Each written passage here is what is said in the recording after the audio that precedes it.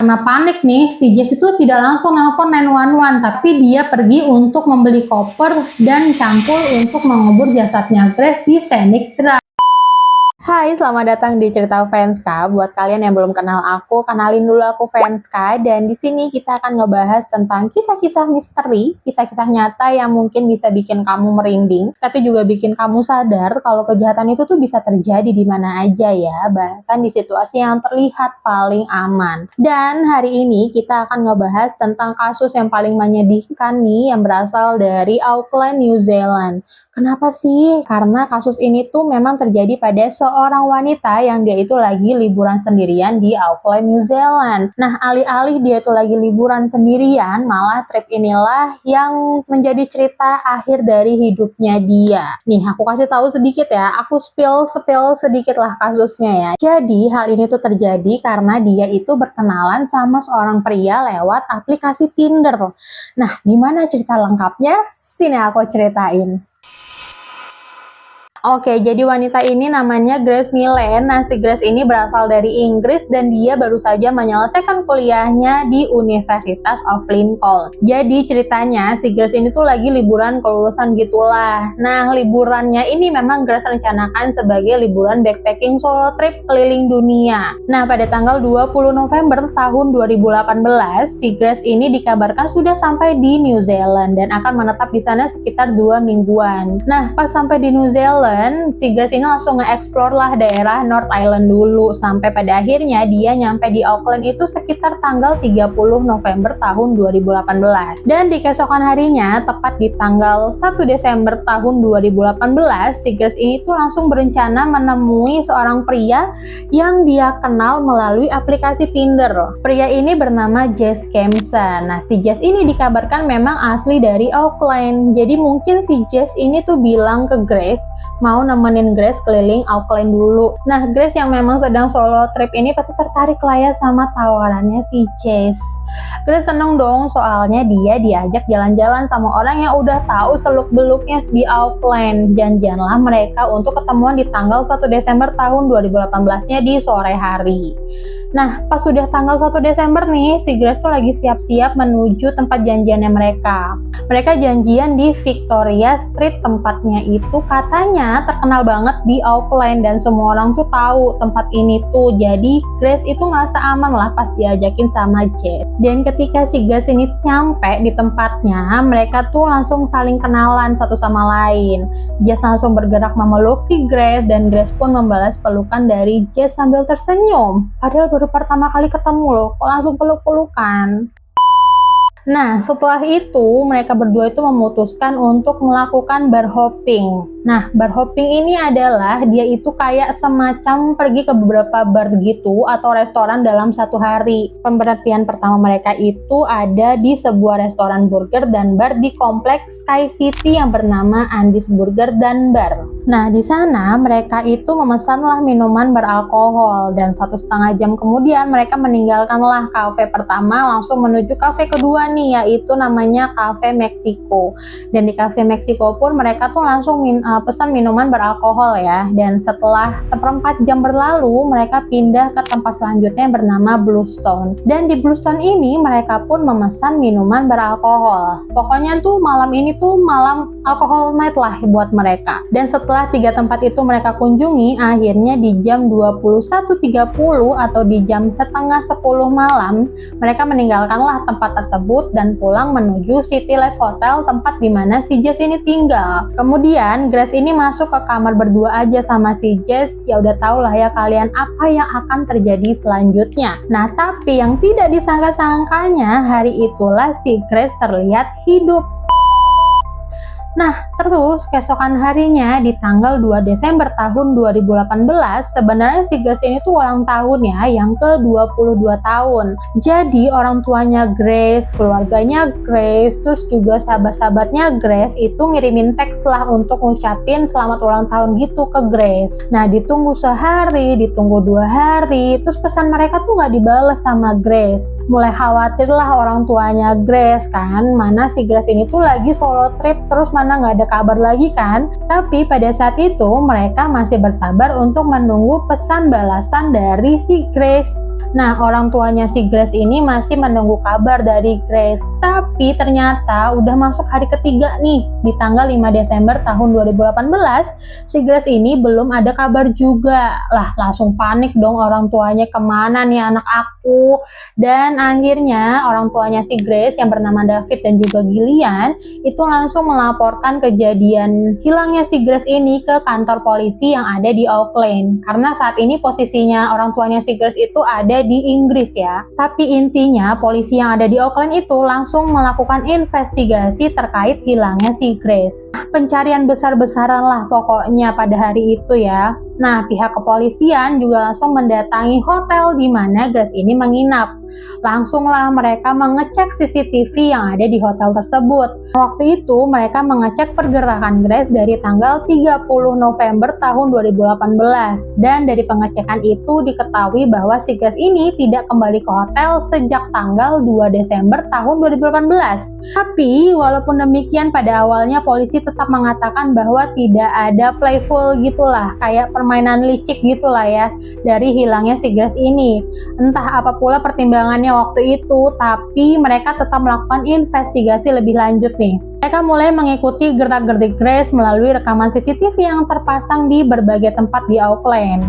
Dan dari penyelidikan ini, kepolisian pun mengetahui bahwa Grace ini sempat bertemu dengan seorang pria, tapi saat itu polisi belum tahu nih mengidentifikasikan siapa si pria itu. Di saat yang bersamaan, polisi juga mengakses Facebooknya si Grace. Nah, pas lagi menganalisis Facebooknya si Grace ini, polisi melihat ada komen-komenan dari seorang pria yang bernama Jess Kempson pada tanggal 1 Desember 2018. Tepatnya di jam 21.29 yang berisi gombalan-gombalan gitulah buat si Grace. Nah, karena komentar ini, Jess pun kemudian menjadi orang yang harus ikut diinterogasi oleh polisi. Akhirnya, detektif Levinson yang memang pada saat itu bertugas langsung mengirim pesan ke Jess dan meminta Jess untuk bertemu dengannya di besok harinya di food court di daerah downtown Auckland pada tanggal 6 Desember tahun 2018. Nah, detektif Diana bersama partnernya bernama Cheng Hee Han yang bertemulah dengan Jess di tempat yang memang sudah mereka tentukan untuk mereka bertemu bertiga. Di tanggal 6 Desember tahun 2018, detektif Diana dan juga Jess akhirnya bertemu nih. Nah, para detektif ini pun kemudian bertanyalah kepada Jess tentang keberadaannya si Grace. Nah, si Jess ini memberitahu jika memang di tanggal 1 Desember ini mereka bertemu. Tetapi setelah itu mereka berpisah sekitar jam 10 malam.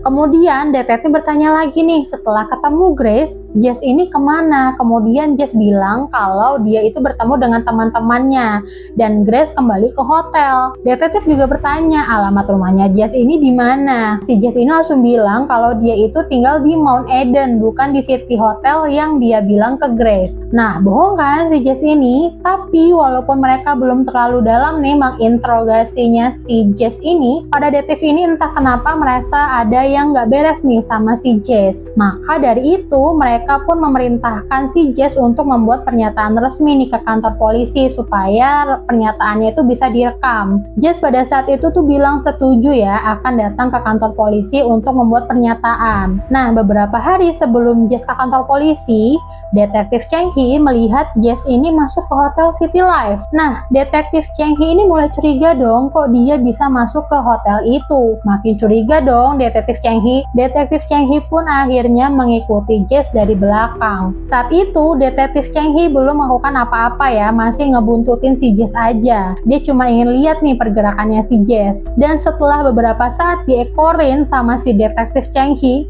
si Jess ini barulah datang ke kantor polisi untuk membuat pernyataan. Nah, waktu si Jess ini OTW ke kantor polisi, di saat inilah si Cheng Hee langsung balik ke City Life Hotel dan meminta pihak hotel itu untuk mengecek rekaman CCTV pada tanggal 1 Desember tahun 2018. Nah, rekaman inilah yang kemudian membuktikan bahwa si Jess ini berbohong. Jess yang pada saat itu memang dalam perjalanan menuju kantor polisi kan, dia tuh nggak tahu nih kalau dia itu udah ketahuan bohong oleh polisi. Jadi di saat diinterogasi oleh detektif di kantor polisi, dia pun masih memberikan informasi yang sama. Dia bilang kalau rumahnya itu bukan di City Life Hotel.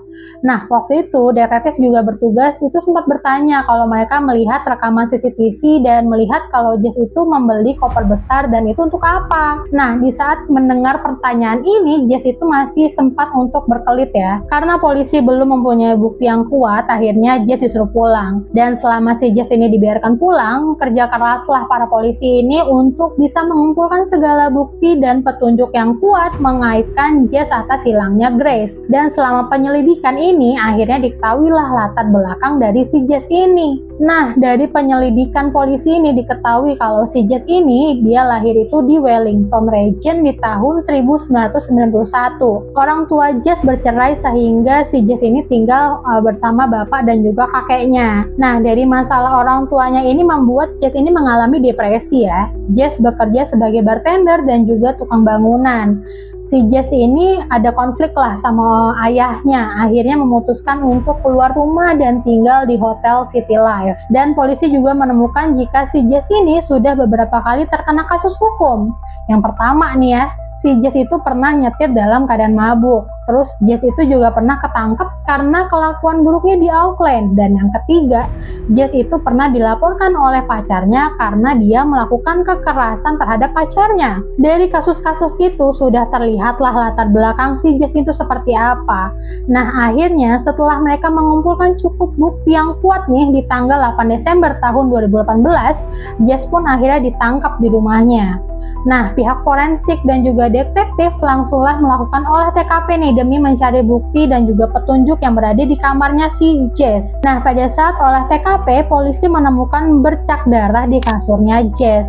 Kemudian para detektif melakukan interogasi lagi nih terhadap si Jess. Dan Jess sudah tidak punya pilihan lain selain mengakui perbuatannya. Jess bilang pada saat hari kejadian mereka sedang melakukan hubungan badan nih. Dan Grace meminta Jess untuk mencekik lehernya Grace agar membuat hubungan badan itu terlihat menyenangkan. Coy, Jess. Pas di tengah aktivitas si Grace menyuruh Jess untuk mematikan lampu. Jess juga bilang setelah berhubungan itu dia langsung pergi ke kamar mandi untuk mandi. Terus dia ketiduran di kamar mandi. Nah, pas bangun-bangun dia itu langsung ngecek si Grace, tapi pada saat itu Grace itu udah tidur di lantai dengan hidung berdarah. Karena panik nih, si Jess itu tidak langsung nelpon 911, tapi dia pergi untuk membeli koper dan cangkul untuk mengubur jasadnya Grace di Scenic Drive. Polisi nggak langsung percaya dong sama penjelasannya si Jess, karena si Jess ini udah berbohong di saat pertama kali dia ditanya tentang keberadaannya si Grace. Di saat yang bersamaan, polisi langsung melakukan pencarian jasadnya Grace di Scenic Drive tadi. Pada tanggal 9 Desember tahun 2018 sekitar jam 4 sore barulah jasadnya Grace itu ditemukan. Dan pada tanggal 10 Desember tahun 2018 forensik pun melakukan otopsi terhadap jasadnya Grace. Penyelidikan TKP lebih lanjut pun dilakukan di tanggal 11 Desember tahun 2018. Dan waktu itu sempat polisi meminta bantuan kepada publik agar dapat menemukan cangkul yang dipercaya digunakan Jess untuk mengubur badannya si Grace. Dan di tanggal 13 Desember tahun 2018, cangkul tersebut akhirnya ditemukan nih. Dan akhirnya pengadilan Jess ini dimulai pada tanggal 4 November tahun 2019. Dan di pengadilan ini Jess mengaku tidak bersalah ya. Jasa penuntut umum yang bernama Brian pun membeberkan faktanya bahwa Jess ini telah mencekik si Grace sampai dia meninggal dunia dengan sengaja, dan faktanya setelah Grace tidak bernyawa, si Jess ini langsung melakukan pencarian di internet bagaimana cara menyembunyikan jasad. Terus si Jess ini ternyata juga mengambil foto-foto intim tubuhnya Grace dan menyimpan di HP-nya dalam keadaan lampu menyala. Padahal kan tadi dia bilang ya kalau mereka berhubungan dalam keadaan lampu mati kan. Nah, kemudian Jess membeli koper untuk memasukkan jasadnya Grace ke dalam koper dan membawanya melewati lobi hotel ke Scenic Drive untuk mengubur jasadnya Grace. Dan lebih parahnya lagi nih ya, sebelum Jess mengubur si Grace, Jess ini tuh sempat bertemu dan juga kencan dengan wanita yang ia kenal di aplikasi Tinder. Gila sih Jess, lo gila Jess. Dan ternyata si Jess ini mempunyai kelainan seksual, jadi dia itu suka melakukan hubungan dengan kasar untuk mendapatkan kenikmatan. Gila si Jess, lo sakit ya sakit. Di tubuh Grace Milen ditemukan luka lebam di leher, badan, dan juga tangan. Akhirnya pada tanggal 21 Februari 2020, si Jess ini dijatuhi hukuman penjara seumur hidup. Dan pada tanggal 18 Maret 2020-nya dia dilaporkan kalau si Jess ini telah melakukan pengajuan banding ke pengadilan. Tetapi pada tanggal 20 Juni 2020 pengajuan tersebut ditolak.